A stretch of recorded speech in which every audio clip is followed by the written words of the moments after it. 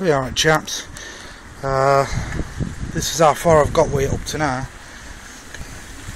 Let's turn it around so you can see it better in the light.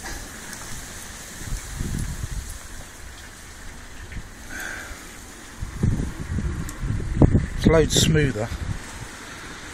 There's some to do in this corner and that corner, but you can see where it's starting to come up. Loads better. Actually the whole lot. I got one of these and you can get right into corners with it,